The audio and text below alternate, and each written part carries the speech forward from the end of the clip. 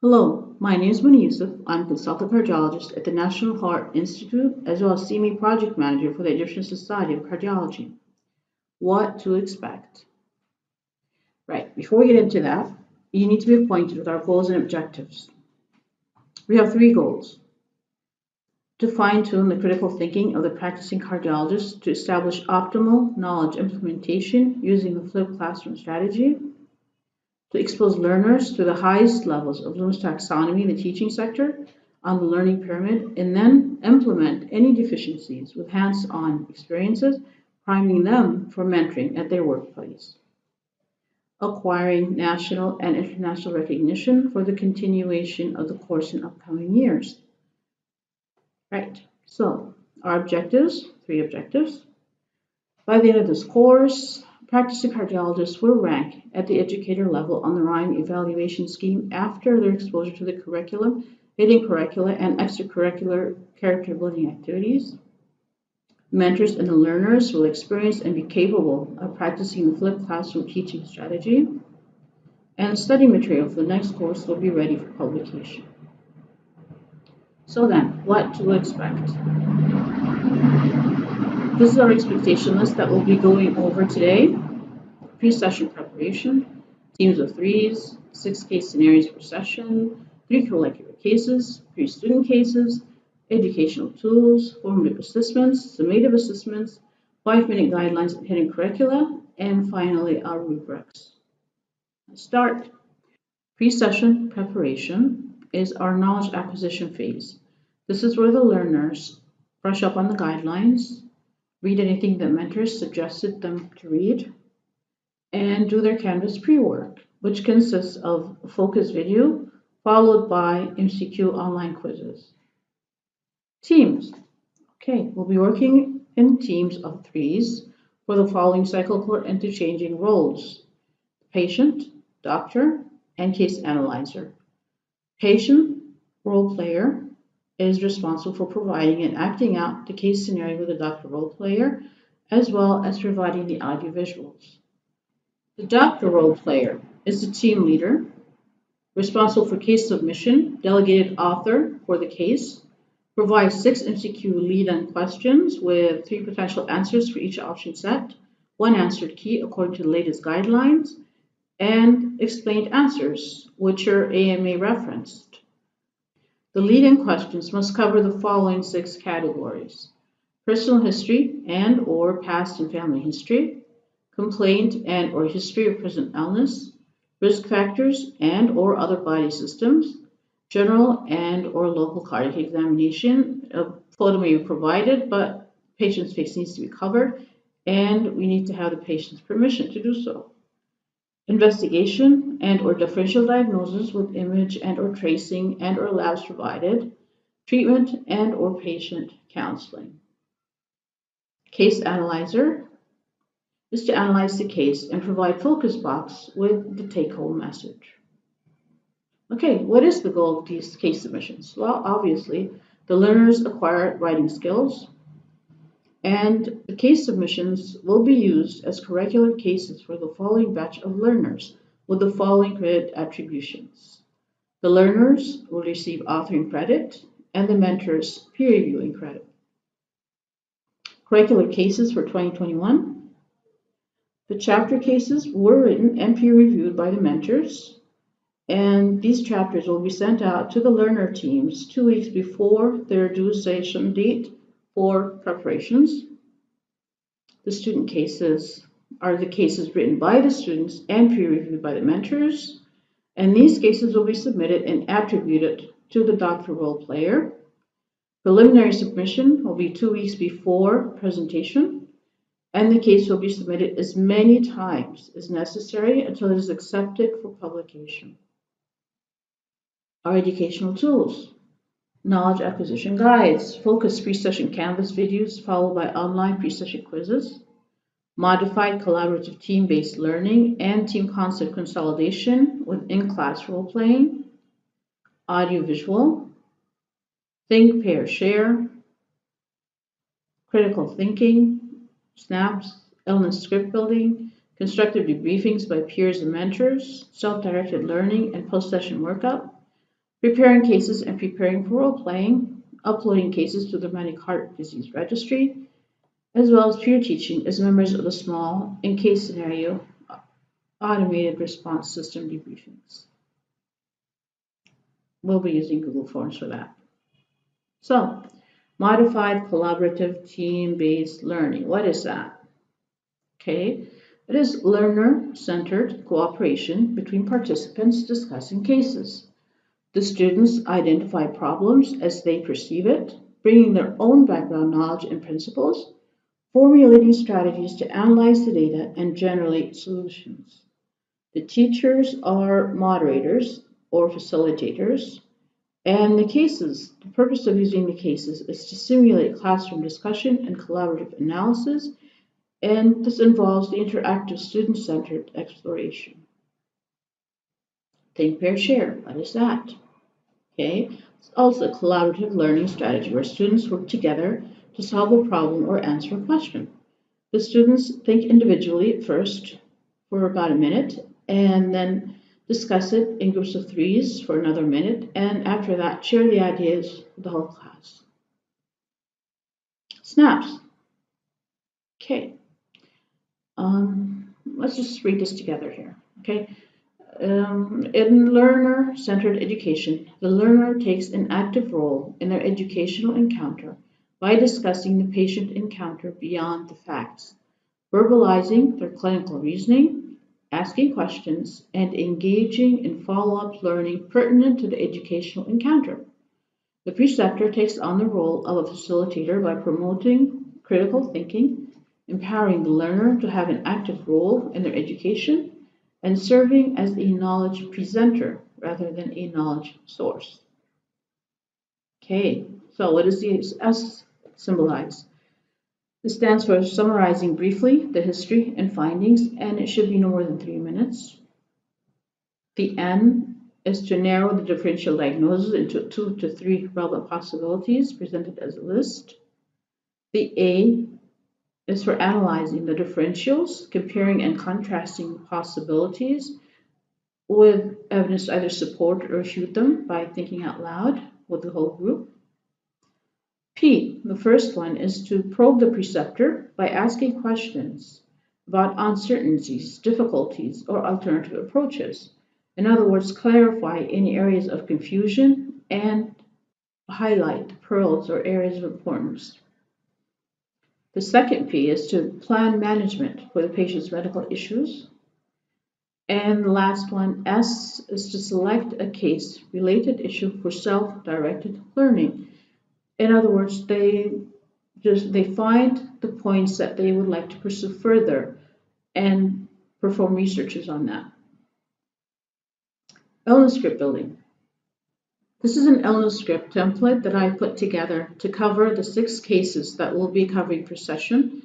And for each case will be just a couple words here about epidemiology, pathophysiology, clinical presentation history, clinical presentation, physical examination, diagnostic testing, and management. And after we've filled out all of these 6 rows and columns, then we need to ask ourselves, what doesn't fit? Look for something that doesn't fit here. What else could it be? The differential diagnosis, and could there be multiple processes? And we have to be very careful to avoid any biases, all right? There are numerous types of biases, all right? So cognitive bias could be an availability bias, judging the likelihood of an event based on the ease of mental retrieval. Anchoring bias, fixating on specific features of a patient's initial presentation, failing to adjust with new information coming up. Premature closure, an early impression is accepted as a diagnosis without adequate verification. Diagnosis momentum. Okay, this is what you see in the hospital with shifts. Diagnosis is passed on and becomes established without adequate evidence suppressing further thinking. Confirmation bias, looking for confirming evidence to support a hypothesis rather than seeking disconfirming evidence to refute it. Search satisfying, calling out the search when something has been found. Ascertainment bias, thinking is shaped by what you expect or hope to find. And this includes attribution error, affective error, and implicit bias. All right, tools, constructive debriefings by peers and mentors. Right, so constructive debriefing of cases. Alrighty, you need to be inviting. You need to invite people into your conversation. Ask them, for instance, what do you think? Okay, you need to ask what questions. So what happened? What just happened just now? So what? How will that affect the situation? And now what? What will be the course of action? You need to challenge, ask open-ended questions. And for in this course, for the sake of time, we'll be asking them using multiple choice questions just to get them on track. Okay? Stay positive. Positive starts to encourage the participation. Oh, you did great, but great answer, but okay, that was exactly right, except for, and so on. You need to be specific, all right? You need to comment, specific comments on what you've witnessed. For instance, you can tell, for example, okay, okay, you did 1 and then 2 and then 3 when you should have actually been doing 3 before 2 and 1 after 3, okay? Like that. You respect, of course, there needs to be mutual respect between all parties involved. All right, moving along, formative assessments, debriefing. We have the peer debriefings on role-playing scenarios and case analysis displayed in class. All right, this is the debriefing form on role-playing scenarios and case analysis. And the peer debriefing form is exactly like the mentor debriefing form. And as you can see here, everything is required. Email address, your name and ID, debriefing for the team. The case topic was case date, criteria. This is where, okay, criteria. You get to fill in either fully covered or incomplete. They need to cover all of these points. Personal history, complaint, history of present illness, risk factors, past history and family history, general examination, local cardiac examination, other body systems, differential diagnosis, investigations, treatment, and patient counseling. And these ideally should all be filled in as fully covered. Then the case analysis. Was the case analyzed on an educator level? The analyzer understands the science above expectations? Was it just proficient? He just barely meets expectations. Was it emerging? Average understanding of the science, or is it just beginner, poorly understands the science? All right, then you need to fill in, was there any missed data or analysis that should have been stated? And then you need to tell them the team excelled at, and you need to tell them the team is to work on improving. And then commentary for anything you have to say other than that. And this form, once filled out by everyone, will be instantaneously posted on our wide screen at the Egyptian Heart House for everyone to see their feedback. Mentors debriefings, it's exactly the same form. Show it to you anyway. Exactly the same. Okay.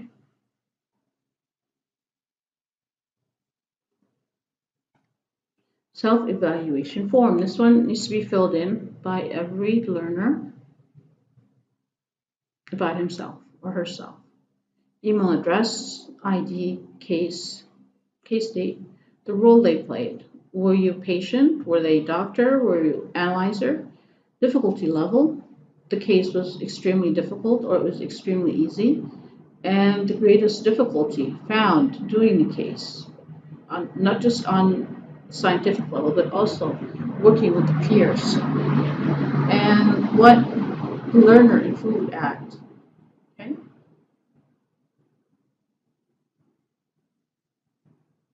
Team self-evaluation form. So the team evaluates themselves. Same thing. whether they think they covered everything or not as a team, and how the case analyzer did, any misdata or analysis that they should have stated, and what they think their team excelled at, and what they think their team needs to work on to improve, and any problems encountered during the case preparation. Right, moving along to summative assessment debriefing. Written case submissions. This is for the mentors to fill out.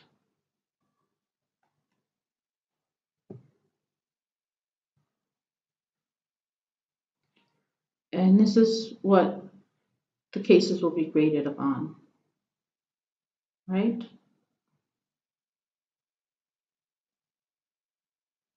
The same items, the same criteria. Were they covered fully or were they not covered fully? Case analysis, was it proficient or not? Was there any misdata or analysis? And the final evaluation. But take note that this is dated. In other words, was the assignment turned in on time or not? Because that will differ in the grading, as you'll see in a bit.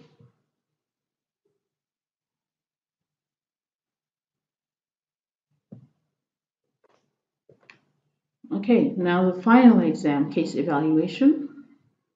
Pretty much the same thing.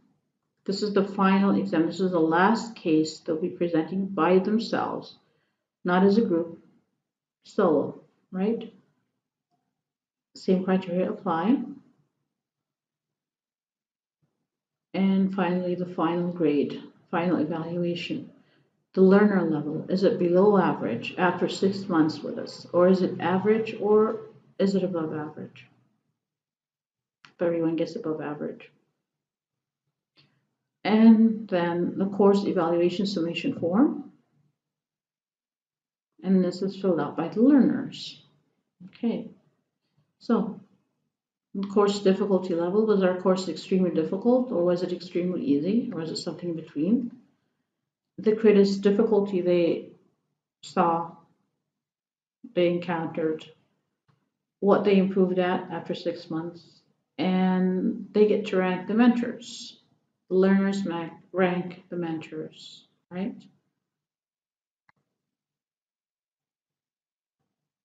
And then how they benefited from the course, and do they recommend the course, and any comments and feedbacks on how to improve the course for future learners.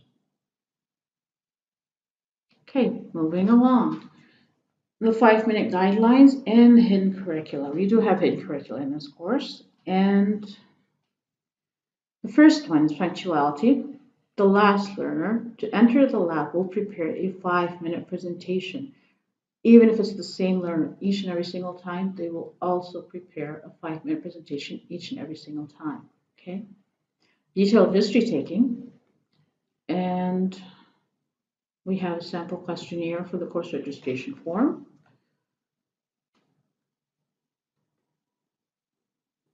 As you can see, very personal questions are being asked. So this is the kind of questions that, very personal questions that they need to be asking the patients.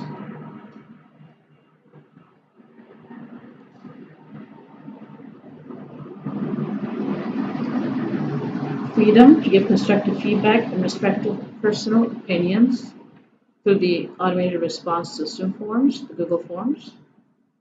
Teamwork. Collaboration shapes the pass-fail status. Leadership as team leaders and through mentor observation. And finally, the rubrics. And this is on Canvas.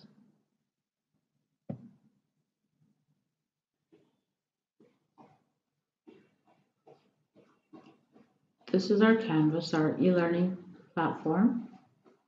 I'll have another video showing how to use it, familiarize with it. Okay, and this is our rubrics.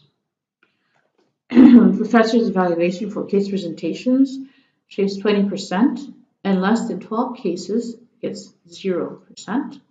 Professor's evaluation for case submissions, 10%, and less than 2 cases gets 0%.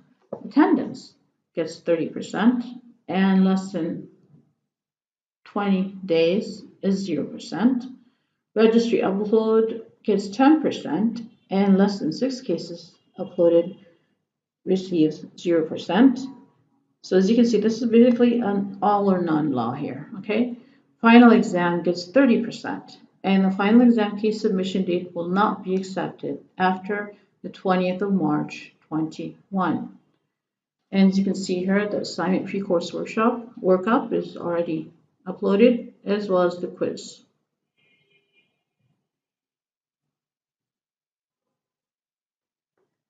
So to recap, we've discussed teams of threes, 6 case scenarios per session, 3 curricular cases, 3 student cases, educational tools, formative assessments, summative assessments, 5-minute guidelines of any curricula, as well as rubrics. And with that, I will leave you. And if you have any questions, feel free to contact us at this email. And thank you for your attention.